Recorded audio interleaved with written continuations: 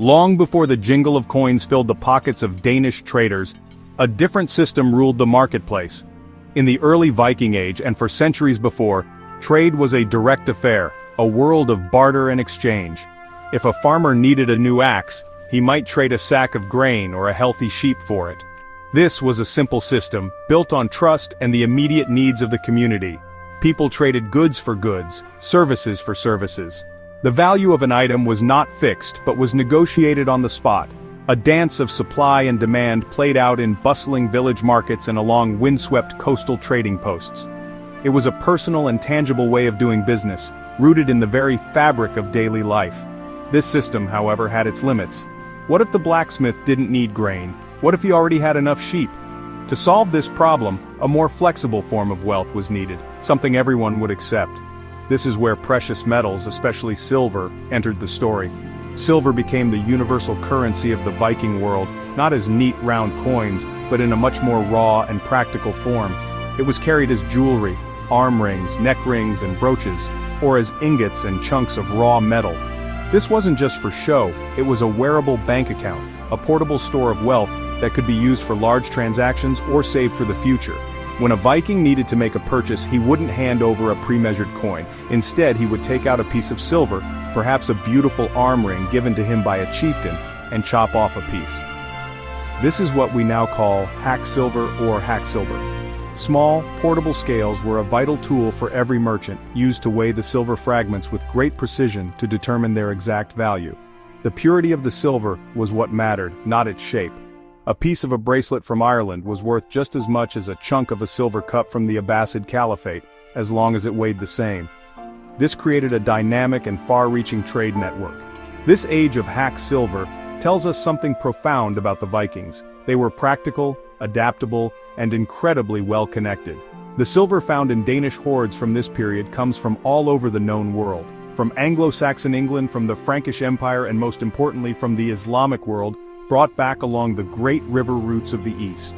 Each piece of chopped silver was a tiny fragment of a much larger story, a testament to long, perilous journeys and the vast web of trade that the Vikings had woven across continents. It was a robust system, but as trade grew more complex, the need for a more standardized, reliable form of money became clear, setting the stage for the first true Danish coins. The transition from chopping up silver to using standardized coins was a monumental step, and it began in the heart of the Viking Age. The earliest coins found in Denmark were not actually Danish. They were foreign coins, brought back by traders and raiders. Silver dirhams from the Middle East and pennies from England were common sights in Danish markets. These coins were often still treated like bullion. Their value was in their weight and the purity of their silver. Some were even chopped up, just like hack silver. But they introduced a powerful idea. Money could have a fixed weight and a design that guaranteed its origin and value. This was a concept that would soon be adopted by a powerful Danish king. The man credited with introducing the first truly Danish coin was the legendary Harald Bluetooth, who ruled in the late 10th century. Harald was a king of immense ambition. He united Denmark, conquered Norway, and, famously, brought Christianity to his people. To solidify his power and modernize his kingdom, he needed a modern economy. Coins were a symbol of royal authority. By issuing his own currency, Harald was making a bold statement. He was declaring that Denmark was a unified, organized kingdom, equal to the other great powers of Europe. His coins were more than just money. They were a tool of propaganda, a way to spread his name and his message across the land. These first Danish coins, struck around the year 975, are known as cross coins or korsmønter. They were small, thin silver pennies, and their design was brilliantly simple. On one side, they featured a cross, a clear symbol of Harald's conversion to Christianity and his desire to align Denmark with Christian Europe. On the other side, they often had geometric patterns. Crucially, they did not yet bear the king's name or image. The cross itself was the message.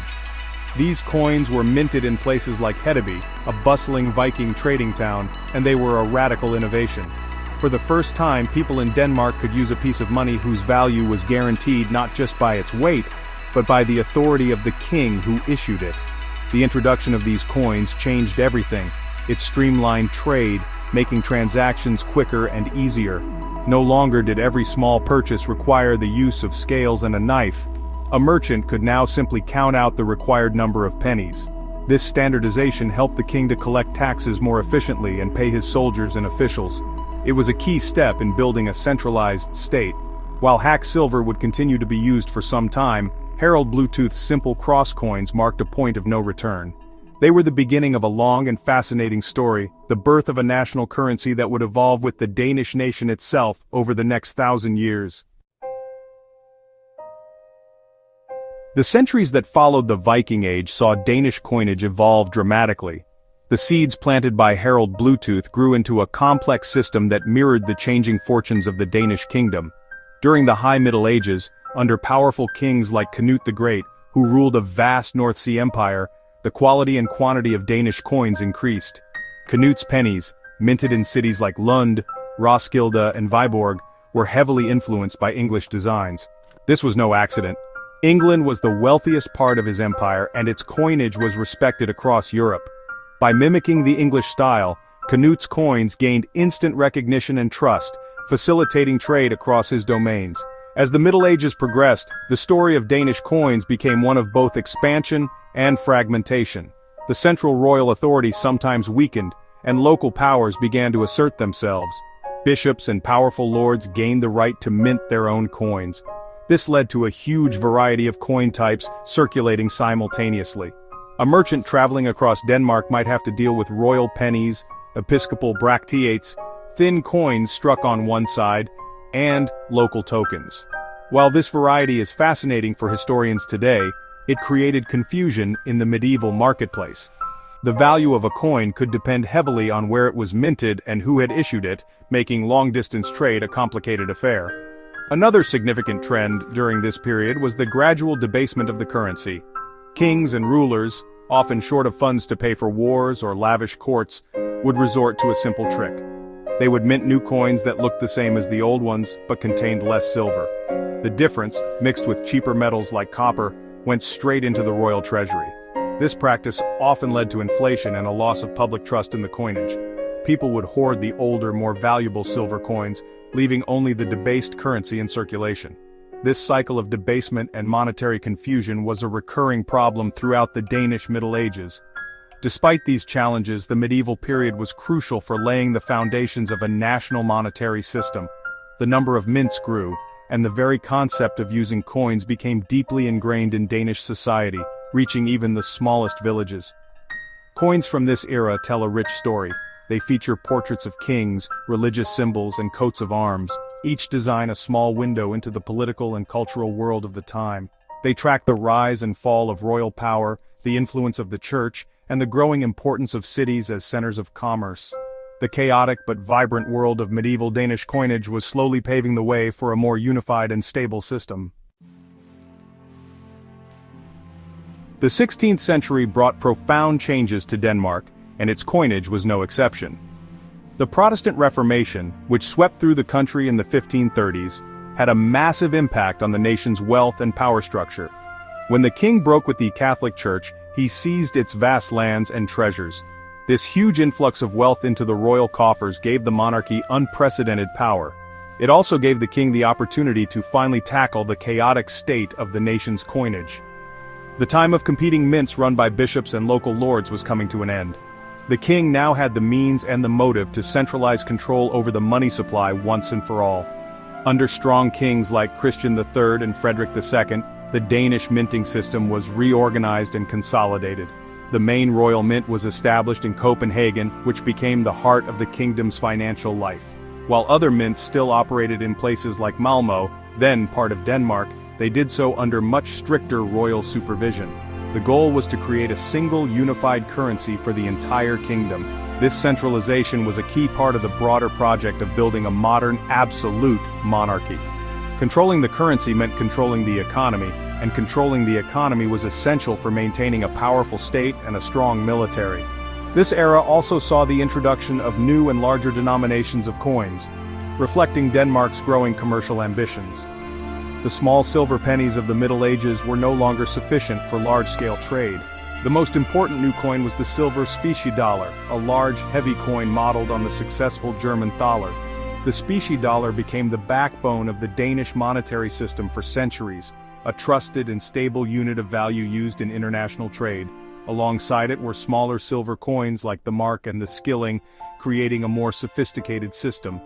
The design of these coins also became more elaborate, featuring realistic portraits of the monarch, a clear statement of royal power and prestige. The new centralized system wasn't just about efficiency, it was about trust. By guaranteeing the weight and silver content of the coins, the king could foster economic stability and encourage commerce. A merchant in Aalborg could be confident that a krone minted in Copenhagen would be accepted at its face value anywhere in the kingdom. This reliability was crucial as Denmark's trade networks expanded. The reforms of the post-Reformation era transformed Danish coinage from a fragmented medieval system into a modern, state-controlled currency. This new system was robust enough to support Denmark's ambitions as a rising power in Northern Europe and soon on the world stage. As Denmark's power grew in the 17th and 18th centuries, its ambitions stretched far beyond the shores of Scandinavia. The kingdom established a small but widespread colonial empire, with trading posts and territories in India, the Caribbean, and Africa. This global reach created a new challenge for the Danish monetary system. The standard coins used in Copenhagen were not always suitable for the unique economic conditions of these distant colonies. Local trading practices, and the circulation of foreign currencies like the Spanish dollar, meant that Denmark had to create special coinage to facilitate commerce in its overseas possessions. This led to the creation of some of the most interesting and, exotic coins in Danish history. In the Danish West Indies, the islands of St. Thomas, St. John, and St. Croix, the economy was dominated by sugar plantations and the slave trade. Here, the Spanish silver dollar was the dominant currency of the region. To integrate into this system, the Danish authorities began by counter-stamping foreign coins with Danish royal marks to make them legal tender. Later they minted their own coins specifically for the islands with denominations in daler and cent. These coins often featured the Danish king's monogram on one side and symbols related to the islands like a sugar-cane plant or a ship on the other. They were a clear expression of Danish sovereignty in a fiercely competitive colonial world. Half a world away, in the small Danish trading post of Tranquebar on the coast of India, a different set of coins was needed. The Danish East India Company managed trade here, dealing in spices, textiles, and tea. To operate in the complex Indian market, they minted their own local currency. These coins were often made of lead, copper, or silver, and were denominated in kas and fano, units familiar to the local population. The designs were a fascinating blend of cultures. They typically featured the Danish king's monogram or the logo of the trading company on one side, and Indian-style script or symbols on the other. These coins were a practical tool for bridging the economic gap between Europe and Asia. The story of these colonial coins reveals the practical and adaptive nature of the Danish state. They show a willingness to create localized solutions to economic problems, rather than imposing a rigid system from Copenhagen. These coins were essential for oiling the wheels of global trade, allowing Danish merchants to buy and sell goods in diverse markets around the world. Today, these colonial coins are highly sought after by collectors. They are rare and beautiful objects that tell a complex story of commerce, cultural exchange, and the realities of running a global empire. They are tangible relics of a time when Denmark's influence and its money reached the farthest corners of the earth. The 19th century was a period of immense upheaval and modernization for Denmark, and its currency system underwent its most significant reform in centuries. The Napoleonic Wars in the early part of the century had a devastating effect on the Danish economy. The state went bankrupt in 1813, and the old currency system collapsed under the weight of hyperinflation. A new national bank was established to stabilize the economy and restore faith in the nation's money. This set the stage for a complete overhaul of the Danish coinage. The old system of rigsdollar, mark, and skilling, which had its roots in the medieval period, was about to be swept away. The decisive moment came in 1873.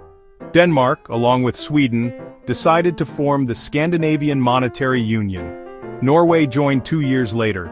The purpose of this union was to create a modern, stable, and unified monetary system based on the gold standard. This meant that the value of the currency was directly linked to a fixed amount of gold. The Union introduced a brand new currency unit, the krone, meaning crown, which was divided into 100 ore. This was a decimal system, far simpler and more rational than the old, convoluted one. The new krone was to be the standard currency for all three countries.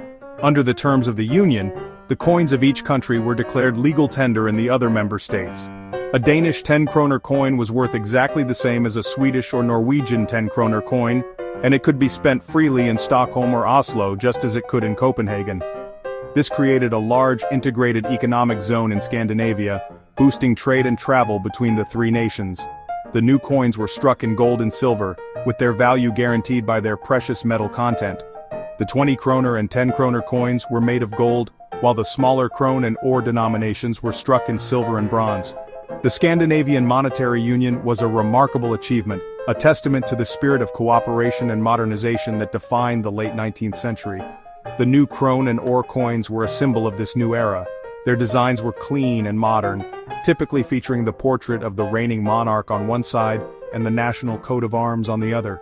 The system was a great success, providing decades of monetary stability and fostering closer ties between the Scandinavian neighbors. Although the Union itself would eventually dissolve with the outbreak of World War I, the currency it created, the krone, endured. It remains the name of the Danish currency to this day, a lasting legacy of this bold 19th century reform. The 20th century tested the resilience of Denmark and its currency as never before. The outbreak of World War I in 1914 spelled the end of the Scandinavian monetary union and the gold standard. The link between the krone's value and gold was abandoned, and the free exchange of coins between the Scandinavian countries ceased. As the war disrupted trade and economies across Europe, countries began to hoard their precious metals. Gold coins disappeared from circulation, and even silver coins became scarce. To keep the economy running, Denmark, like other nations, had to turn to cheaper materials for its coinage. This was the beginning of a new era of token coinage, where a coin's value was based on government decree rather than its metal content. The most dramatic period for Danish coinage came during World War II. After Germany occupied Denmark in 1940, the country faced severe shortages of essential resources, including the metals used for minting coins. Copper and bronze were needed for the war industry. As a result, the Royal Mint in Copenhagen had to get creative. They began producing coins made of aluminum and zinc, metals that were not in high demand for military purposes. These wartime coins were lighter and had a different feel from the traditional bronze and silver coins. They served as a constant, tangible reminder to the Danish people of the difficult reality of living under occupation. A distinctive feature of many coins from this period, and the years that followed, was the hole in the center. This design choice was initially made to help save metal during the war. A hole in the middle of a coin meant that less material was needed to produce it. It also served a practical purpose. It made it easy to distinguish the new, cheaper metal coins from the older, more valuable ones by touch alone. This design became so iconic that it was kept for certain denominations, like the 25 ore coin, for many decades after the war had ended. These simple, holed coins became a symbol of Danish resourcefulness and perseverance during a dark chapter in the nation's history. After the war, Denmark embarked on a period of recovery and modernization. The coinage was gradually updated to reflect the country's renewed prosperity. The zinc and aluminum coins were phased out and replaced with new coins made of cupronickel and bronze.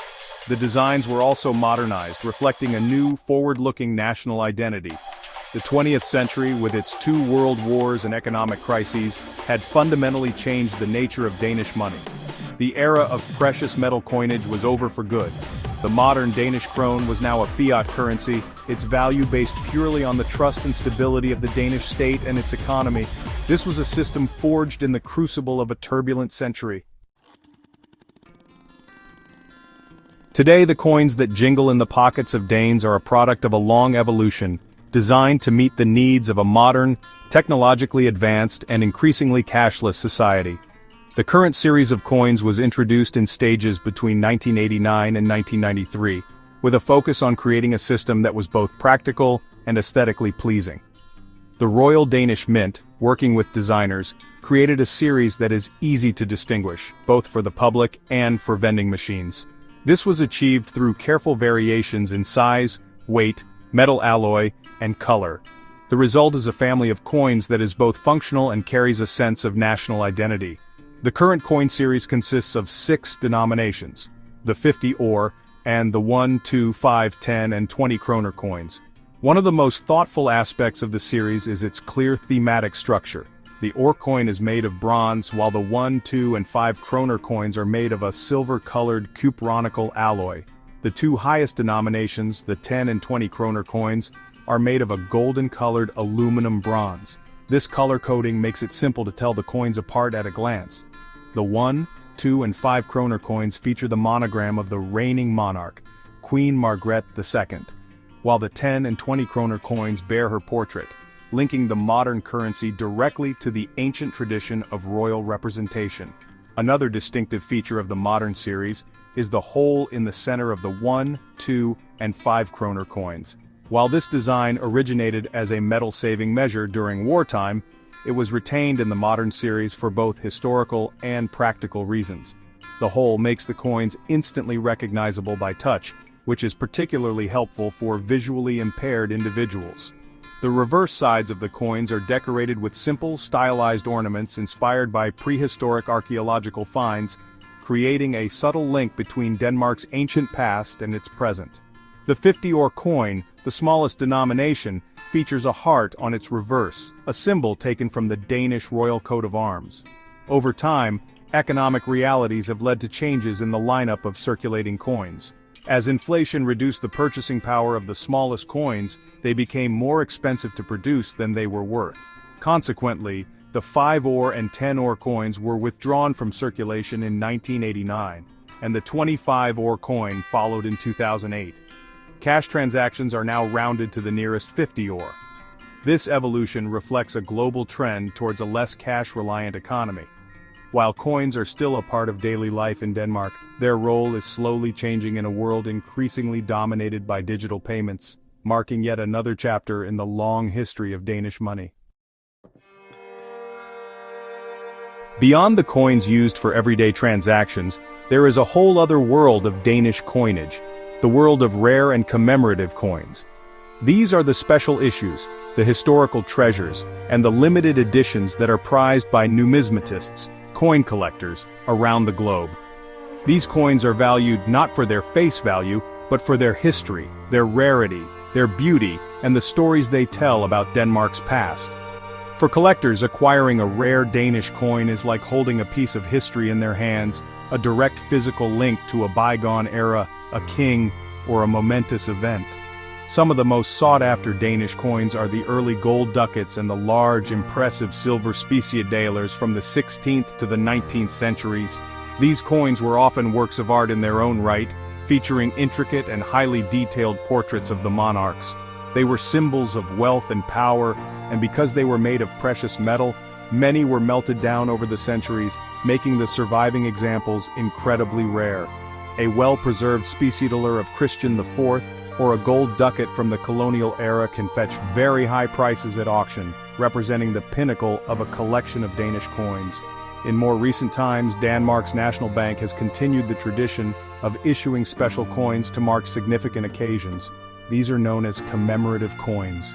They have been minted to celebrate royal weddings, jubilees, and important historical anniversaries, such as the bicentenary of the birth of Hans Christian Andersen.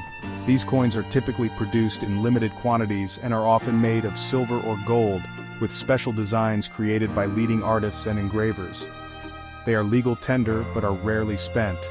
Instead, they are carefully preserved by collectors and those wishing to own a memento of a national celebration. These modern issues connect the current monarchy and nation to the long tradition of using coins to record history. The process of minting these special coins, as well as the standard circulating currency, is a fascinating blend of art and science. It all begins with a design, which is first sculpted in plaster at a large scale to capture all the fine details. This model is then digitally scanned and mechanically reduced to create a steel die, the master tool used to strike the coins. Blanks, plain metal discs, are fed into a high-speed press, where they are struck with immense force between two dies, instantly impressing the design onto both sides. This modern process, carried out under the authority of Denmark's National Bank, ensures that every coin, from the humble 50 ore to a magnificent gold commemorative, is produced to the highest standard of quality, continuing a legacy of minting that stretches back over 1,000 years.